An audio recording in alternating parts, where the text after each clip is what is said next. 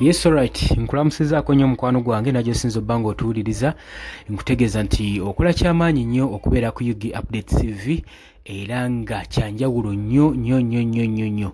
Kakati nno mwami oli Kaguta Museveni ali under pressure oluvannyuma lw'okuwulira amawulire agasanguziddwa okuva mu kitongole ekya UPDF ekya Uganda People's Defence Force nga luno olugambo luyita mu mwogezi wa police wa kibinja kino ekya UPDF Charles Magezi spokesman agenze mu maaso n'okuba nga atiisatiisa Yoweri Kaguta Museveni ku byagenze mu maaso ng'ayogera nti waliwo olugambo oluyitiŋŋana era balulinako ne evidence era ne bangi nnyo be bakutte mu nsonga eno. Lwaki Charles Magezi gwe baakaleeta ku bwogezi bw'eggye ekkulu erya UPDF agenda maaso n'okwasanguza kino agamba nga bayita ba intelligence baabwe abakwasaganya obutujju mu ggwanga bavuddeyo ne intelligence oluvannyuma lw'okukola investigation ku bino mu kunoonyereza kwe bakoze gwe mukwano gwange era olugambo luno ne balutwala ewa Yoweri Kaguta Museveni.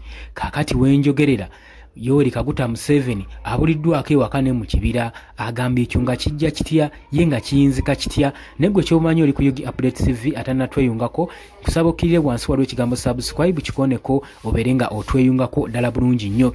Jjukira nti nno amakya g'olwaleero Charles Magezi spokesman wa kibinja kino ekya Uganda People's Defence Force eggye ekkulu erya Uganda avuddeyo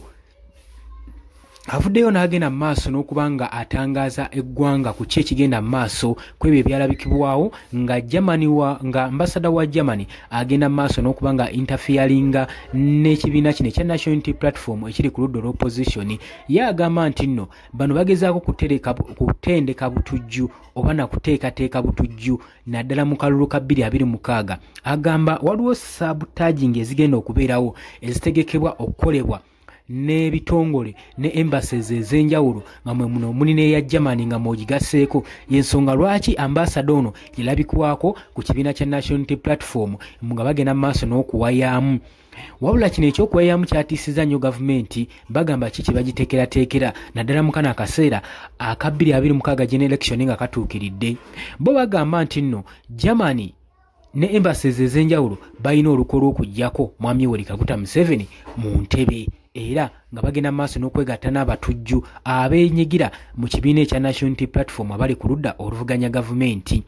Charles Magezi ayongera agenda maaso n'okukkaatiriza ng'agamba bangi tubalabyeko era nga bagenda maaso n'okukola bomuzi ez'enjawulo n'okutegeka obutujju bwabwe bateekateeka okukola mu 2026 general elections era ng'agamba abamu babadde babakwatidde mu disitulikiti eya Mukono, abamu mu Kampala disitulikiti, abalala mu Wakiso disitulikiti.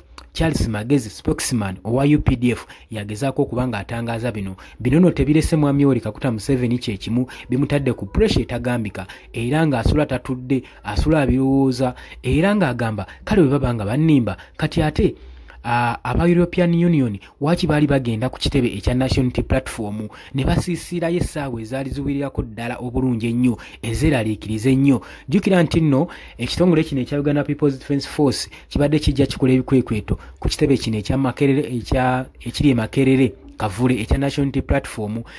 Sinakiini bigambibwa nti bagezaako n'okuplantingayo equipments ez'enjawulo omulinga cameras, voice recorders basobole okuba nga balumika ebigenda mu maaso mu kitebe munda naddala mu ofiisi y'omukulu omukulembeze wa National Unity Platform Robert Kyagulanyi Ssentamu amanyikiddwa nga Bobi Wine.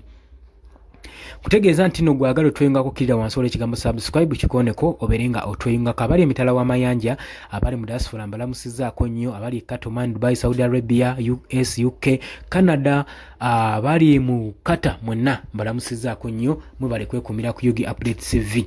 Kaakati nno munnange bino nno woobiraba tobitwalanga bya lusaago. Abasajja ensonga bagiremeddeko bagamba waliwo ekkobaane ery'okujja mwami Yoweri Kaguta Museveni mu ntebe era mu kalulu akajja aka 2026 bamaze dda okkakwatakwatamu baagala babeere nga opposition bano be babalyebya gavumenti eno eriko eri mu buyinza era nga bagamba nti embassies ez'enjawulo mu Uganda zirina olukwe olujjako mwami Yoweri Kaguta Museveni mu kifo kye. Wabula bino nga bigenda mu maaso kimaze okunookaanibwa era balumiriza ekibiina kya National Unity Platform ndi kyekyenyigira mu buyeekera bw'eggwanga mu kyekigenda mu maaso n'okubanga mulimu abayeekera abayitira mu kabinja kano obanga ekibiina kya National Unity Platform kiina obubinja bw'abayeekera bwe kitondawo basobole okugenda mu maaso n'okubeera nga balumbagana gavumenti ya Mwami Yoweri Kaguta Museveni naddala mu kalulu aka 2026. Jjukira nti n'entabo kweva entabo eva lwa European Union kukyalirako headquarters za National Unity Platform wamu n'abakulembeze baakyo ne bagenda mu maaso n'okuwayaamu. Kakati ekyo teyandibadde ensonga, naye ambasada ono yagenda mu maaso n'okubanga akkaatiriza ensonga egamba nti aba National Unity Platform babadde baba funds naye nga teziriko accountability era nga beebuuza funds zino gye ziraga. Wabula aba National Unity Platform bava ne bannyonnyola ne bagamba nti no ssente zino zibadde batuwa zibadde zituyambako okompasetinga famire z'abaana abawambibwa ne gavumenti ya Mwami Yoweri Kaguta Museveni olw'okubanga balina bagicriticizinga ku ebyo ebikyamu ebigenda mu maaso, obuli bw'enguzi, omuli okuwamba abaana, omuli okutta, omuli okusiba n'okubuzaawo. Kati newankubadde baagenda mu maaso n'okunnyonnyola bino tebaamatira, gavumenti yamatira na kino. Gavumenti egamba nti embassy ya Germany yamye gye bayita Vienna Covenant gye baakola ekugira diplomatic okuva mu mawanga ag'enjawulo mu foreign countries obutagetinga interfered na opposition groups eziri mu ggwanga libaba basavingamu obwambasada gw'omukwano gwange ali eyampuliriza. Kakati Yoweri Kaguta Museveni gambugumye agamba entebe yange yanditwalibwa era nga bali mu lukwe beewuunyisa nti okuba amawanga ge nayanyiriza gagigateeke muno ebitebe byabwe ge ganneefuulidde gegegezaako n'okuba nga gafujjirira abayeekera mu opposition gasobole okuba nga banjija ku ntebe eno ewooma.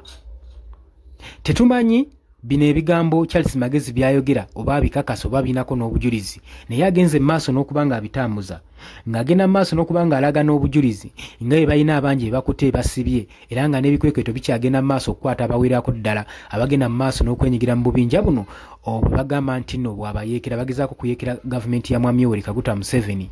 Naye gwe ky'obumanya embasa zino tezinnavaayo criticizinga na kwogera ku ebyo ebyogeddwa ekitongole kino ekya Uganda People's Defence Force nga kiyita mu mwogezi waakyo Charles Magezi agenze maaso n'okwasanguza zino ensonga. Tetumanyi, tulinze tulabe embasa zino zinavaayo ne zaanukula UPDF oba n'abaanukudde olowooza ki ekinaakolebwa? Yo waayo golowooza ki? Olowooza abantu bano okusinkana ekitebe kya National Unity Platform balina ekkobaana ery'okwagala okugyako Mwami Yoweri Kaguta Museveni ku ntebe? Bino bizze oluvannyuma lw'okumuwooninga nga bagenda maaso n'omulabula aleme kugenda maaso na kuteeka mukono ku amendment bill erya UPDF gye yakoze.